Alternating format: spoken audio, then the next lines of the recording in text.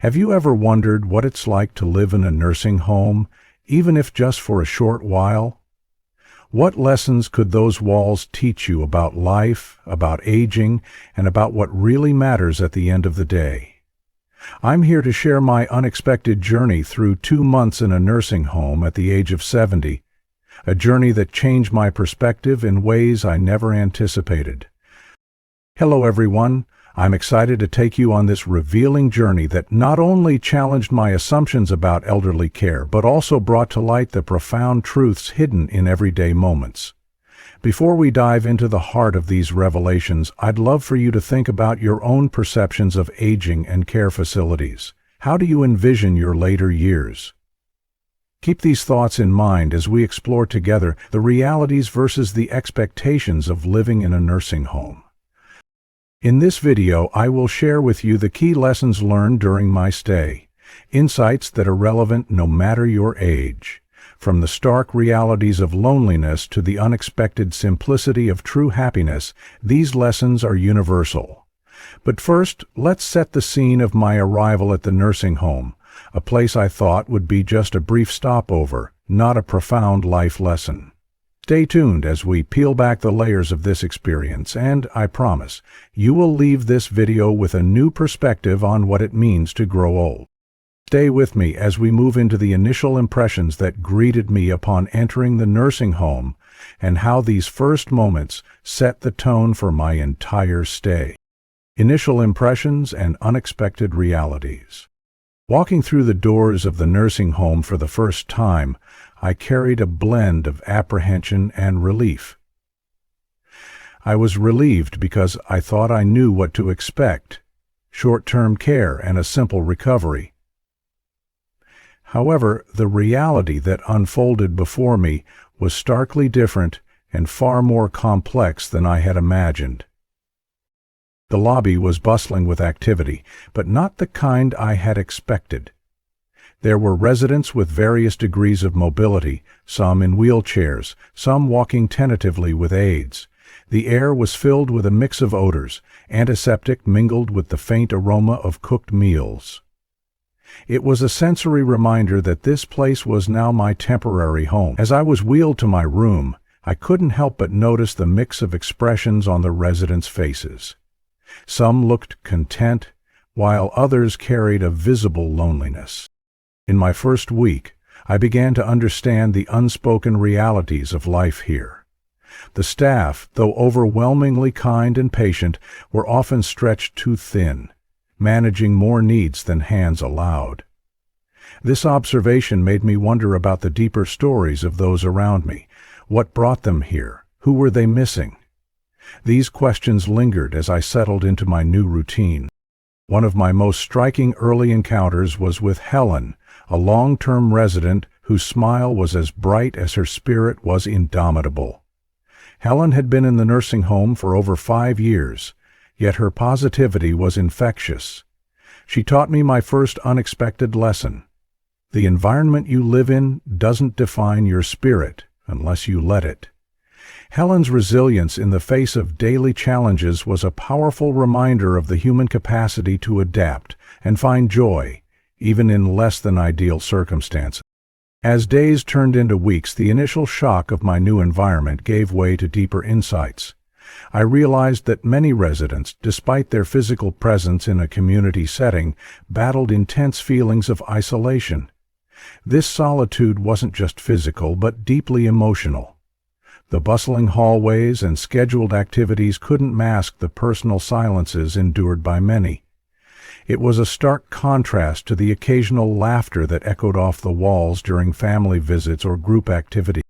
This duality of existence within the nursing home, community versus isolation, challenged my previous notions of what it meant to be cared for in one's later years. It also made me ponder on the essence of my own stay. Would I be one of the lonely ones, or would I find a community within these walls? As we delve deeper into these reflections, join me as I explore the profound lessons on loneliness and connection I learned from my fellow residents. Each story not only shaped my experience, but also reshaped my understanding of what truly matters in life. Lessons on Loneliness and the Value of Connection. As my stay extended, the curtain pulled back further to reveal the nuanced landscape of loneliness that pervaded the nursing home. It became clear that while the body can be housed, the human spirit craves more than just shelter. It seeks connection, recognition, and engagement. During one particularly introspective evening, I joined a group of residents in the common area, surrounded by books and the quiet hum of a television in the background. Here, I witnessed a poignant scene. A woman named Margaret, who rarely received visitors, shared stories of her youth with a caregiver. Her eyes lit up as she recounted tales of dances and laughter, but the sparkle faded as she returned to the present moment, to the silence of her daily routine. This moment struck a chord with me, emphasizing the cruel companion that is loneliness in old age, where memories of vibrant pasts clash with quieter, slower todays. Through conversations with residents like Margaret, I learned that loneliness does not come from being alone physically. It comes from feeling unobserved, uncelebrated, and sometimes forgotten. This revelation was heart-wrenching and led me to appreciate the sporadic visits from friends and family, realizing these were not just social calls but lifelines to the outside world, to a sense of normalcy and belonging. The staff did their best to engage residents, yet their stretched capacities often meant that these interactions were hurried, functional, rather than deep and meaningful. I realized then the immense value of consistent, heartfelt connections, a lesson not just applicable to the elderly but to all of us at any stage of life. How often do we take for granted the power of a simple conversation, a shared meal, or a long, unhurried visit? This environment taught me another crucial lesson. The choices we make about how we connect with those around us shape our experiences of aging. Those who had maintained strong relationships outside the nursing home seemed to fare better, appeared more content, and felt less isolated. This underscored the importance of nurturing bonds that could withstand the test of time and circumstance. In this context, I urge you, the viewer, to think about your own connections. Are there people in your life who might be feeling the cold touch of solitude? How can you bring warmth to their days? Remember, every act of kindness, every moment spent listening, every effort to reach out adds layers to our resilience against loneliness. Now, let's transition to the next vital lesson I learned during my stay, the indomitable value of health and independence, which many of us take for granted until they are irrevocably diminished. Health and independence. In the world of a nursing home, the value of health and independence cannot be overstated. It's something I learned early and often, seeing firsthand how quickly life can change when health begins to falter. As I adapted to my temporary home, I noticed how residents' physical abilities varied widely, and so did their spirits. One resident, John, who had once been an avid gardener, shared his frustration over no longer being able to tend to plants. His stories highlighted a poignant truth. When you lose the ability to do the things you love, it doesn't just affect your physical health. It impacts your mental health as well. This realization hit me deeply. Our health is indeed our wealth, a cornerstone of independence and self-esteem. Watching John and others struggle with basic daily activities, I was struck by the harsh reality of dependency. The loss of independence is not just about needing help with physical tasks, it's about relinquishing control over your life, your privacy, and your dignity. Each person I spoke with expressed some variation of this loss, and each story underscored the importance of cherishing and maintaining our health as long as we can. This segment of my journey underscored the need for preventive health measures. It's not just about avoiding illness, it's about prolonging the quality of life. Regular exercise, balanced nutrition, and mental health care are not mere recommendations. They are essential strategies for preserving independence. Reflecting on my own health, I resolved to make changes, to prevent disease, but to ensure my future autonomy. Moreover, the resilience of those who managed their conditions with grace was inspiring. They adapted their hobbies and interests to fit their new capabilities, finding new ways to enjoy life despite limitations. This adaptability is a crucial lesson for us all. As we age, our bodies will inevitably change, but our approach to these changes can make all the difference. Now, think about your own life. What are you doing today to ensure your health and independence tomorrow? How are you adapting to the inevitable changes that come with aging? As we move forward, let us explore how material possessions and the pursuit of wealth compare to the enduring value of meaningful experiences and relationships. This is a lesson that many in the nursing home came to realize too late in life. Material possessions versus meaningful experiences. Throughout my life, like many, I had accumulated an array of possessions, each a trophy of a different achievement or memory. However, the transition to living in a nursing home with only a handful of personal items starkly illuminated the ultimate insignificance of these possessions. It was in the sparse setting of my nursing home room that I truly understood how little material goods contribute to genuine happiness. Observing my fellow residents, I noticed that those who spoke most fondly of their lives didn't talk about the possessions they had amassed, but rather about the experiences they cherished. One resident, Emily, had an array of photos not of her old homes or cars, but of people and places that brought smiles and sparked stories. Emily's joy came not from the items she owned, but from the memories they represented. This powerful realization reshaped my understanding of value.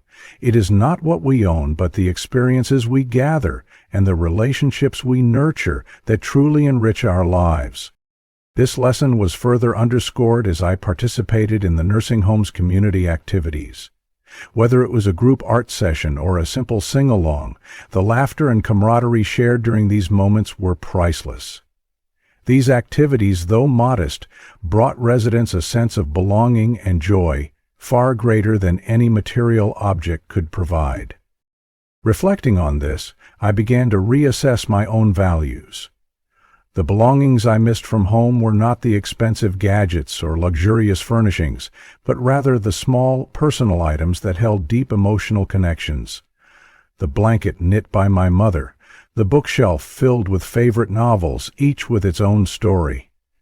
It became clear that if I were to strip my life back to its essence, very few possessions would make the cut. This shift in perspective is something I urge all viewers to consider. What are the possessions you truly value? More importantly, are you investing in experiences and relationships that will sustain you in later years? The truth is, we often spend our best years pursuing material wealth, only to find in moments of reflection that these are not the things that make life meaningful. As we prepare to explore the simple joys and true sources of happiness in our next segment, I invite you to think about simplifying your own life. What can you let go of to make more room for joy? Simple joys and lasting happiness. During my time at the nursing home, a profound truth became ever more apparent. True happiness often stems from the simplest of things. This lesson was vividly illustrated by my interactions with a fellow resident, Clara, an 85-year-old woman whose days were highlighted by what many might consider small, mundane joys. Clara found pleasure in the daily routine, morning tea by the window as she watched the sun rise, the afternoon walks in the garden, even the simple act of choosing which sweater to wear each day. Her ability to find happiness in these routine activities taught me that joy does not require grandeur or extravagance. Instead, it thrives on recognition and appreciation of the present moment. "Why complicate life?" Clara would often say with a smile.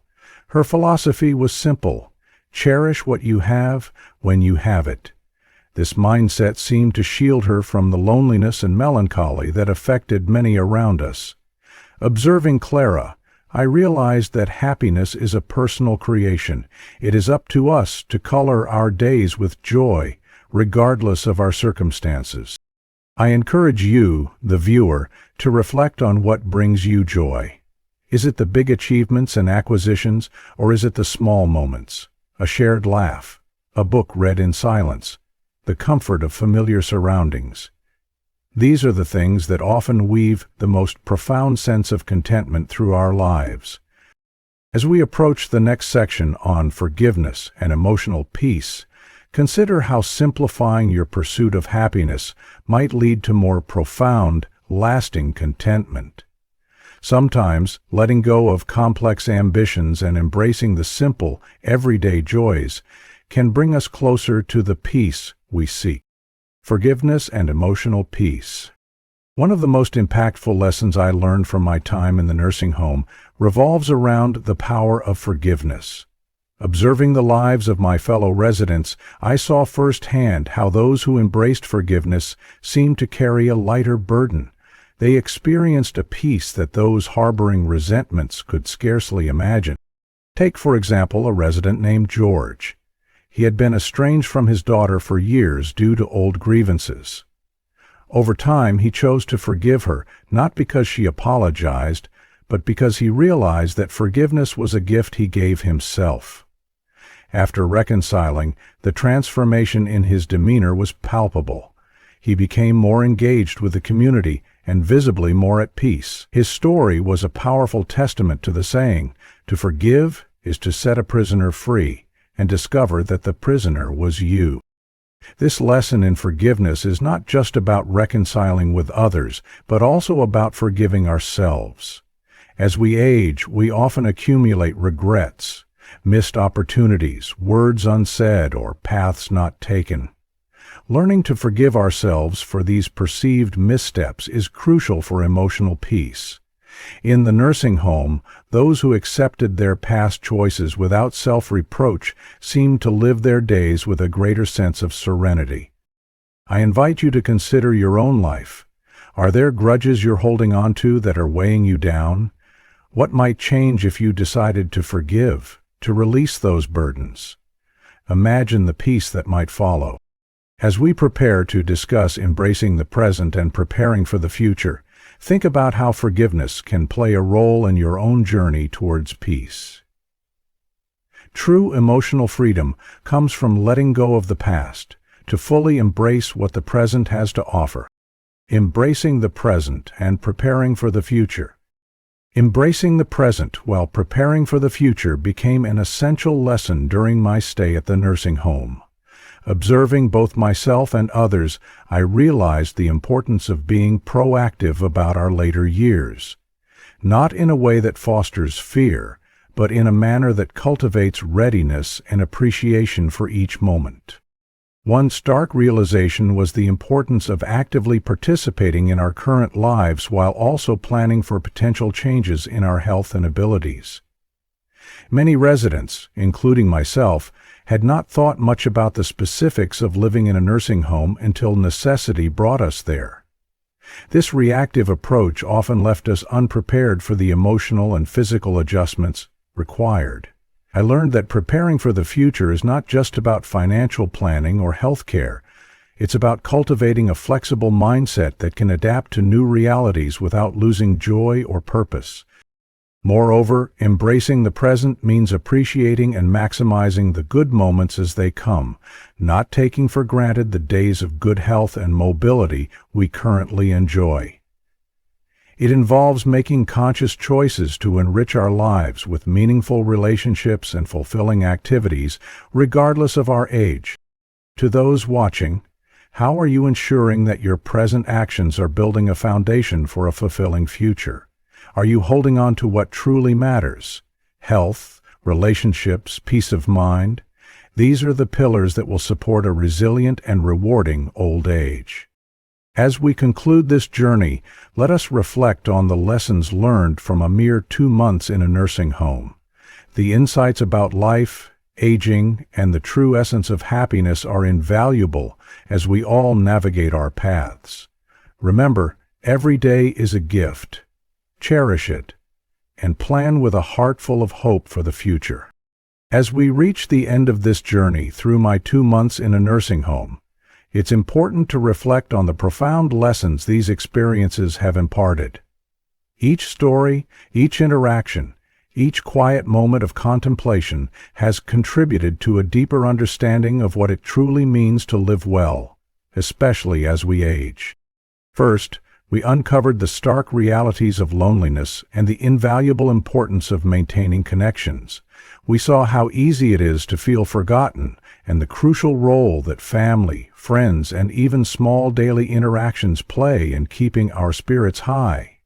This lesson alone can reshape how we approach relationships in our lives, emphasizing quality and consistency over fleeting encounters. Then, we delved into the significance of health and independence, learning that the real wealth in life is found not in material possessions, but in our ability to enjoy life's simple pleasures. We discussed how maintaining our health and cherishing our independence are pivotal in sustaining quality of life as we age. We also explored the transformative power of forgiveness and the peace that comes with letting go of past grievances. This not only enhances our emotional well-being but also frees us to live fully in the present without the burdens of bitterness. Finally, we acknowledge the importance of living in the moment while preparing for the future. This dual focus ensures that we appreciate today while also making wise choices that will support our well-being in the years to come. I hope these reflections have resonated with you, offering insights that enrich your own life's journey. Whether you're approaching your golden years or are helping someone else navigate theirs, remember, life is not measured by the number of breaths we take, but by the moments that take our breath away. Cherish each one. Thank you for joining me on this enlightening journey. May you live every day fully, love deeply, and find true joy in the simple wonders of life.